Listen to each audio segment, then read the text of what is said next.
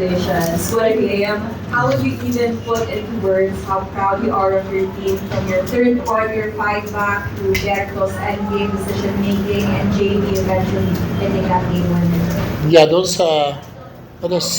Yeah, we're getting better. I think at it, making the right plays, in the end, and making the right stops in the end. So, yeah, I'm very happy that, um, they fought hard today. So, yun, I mean, rain or shine, mabigat talaga yung rain or shine. Eh.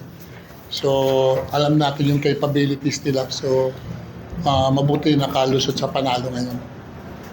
Coach, can you also let us in on what goes on in practice and how you're able to foster this kind of team that trusts each other completely, especially when it matters most? It's not me. It's Bertog that gets the team together, giving them confidence. Nga, sabi ni Berts.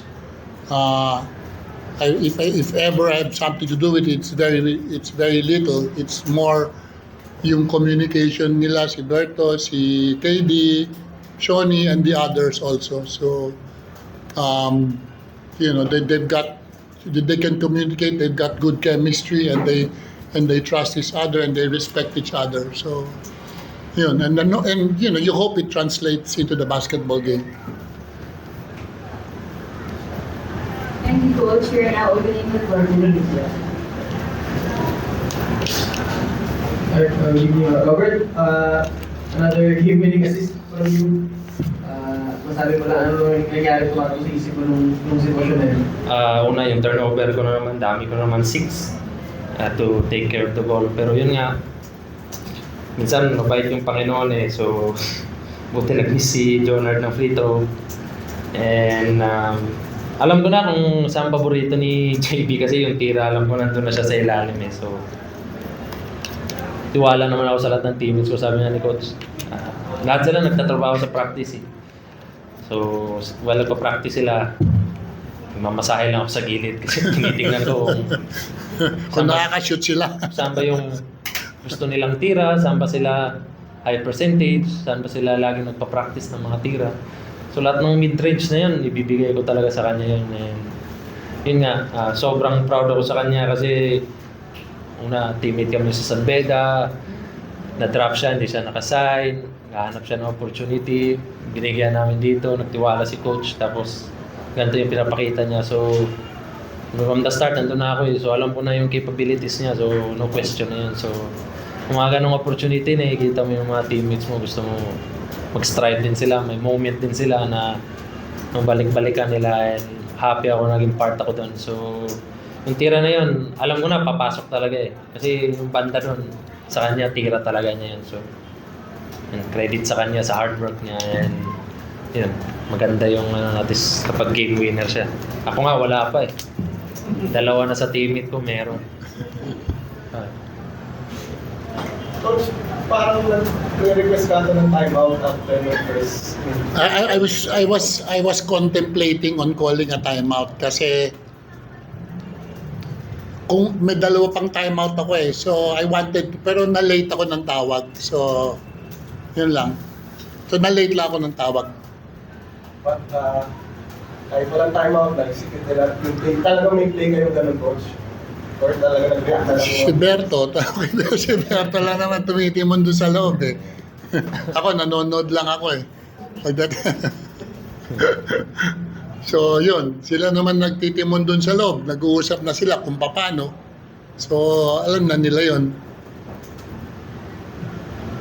Coach, this is a huge win for you. Pag-describe lang po yung magnitude nito panalo ito. Yeah, malaki. Now that we are, number 1, so syempre nakapasok na kami sa top 4, ano? Tama ba, Fidel? Pasok, tama ba? Hindi pa. Wala pa raw. So, we need to still, pero we're closer na. So, in the next 2 games, siguro, makapanalo pa kami ng isa sa dalawa, di maganda-ganda na ng posisyon.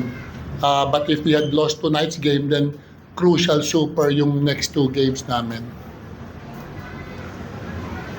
May training kayo by 14, parang gano'n. Ano naman yung sinabi masabi sa isa kanina, Cloudburst?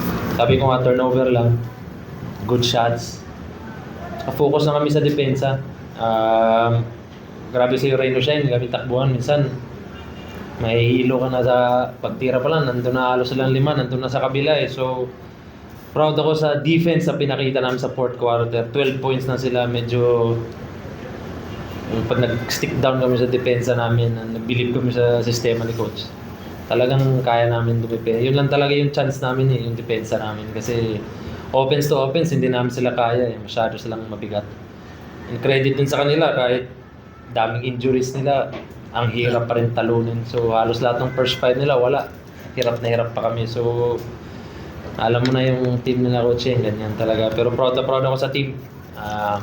Down 8, 3 minutes.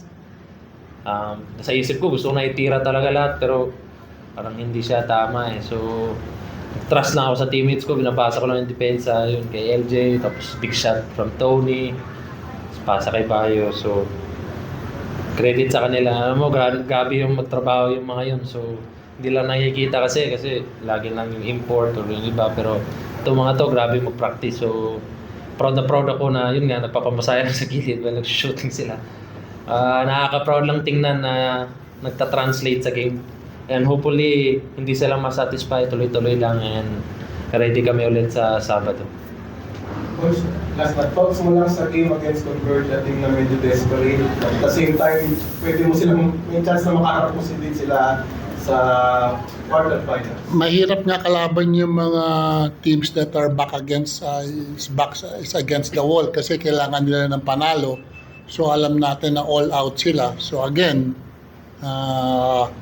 we can't, hindi kami pwedeng our guards down. Kailangan ready pala. Kasi di pa naman kami sure sa so kailangan pa rin ng panalo. Alright, that wraps it up. Thank you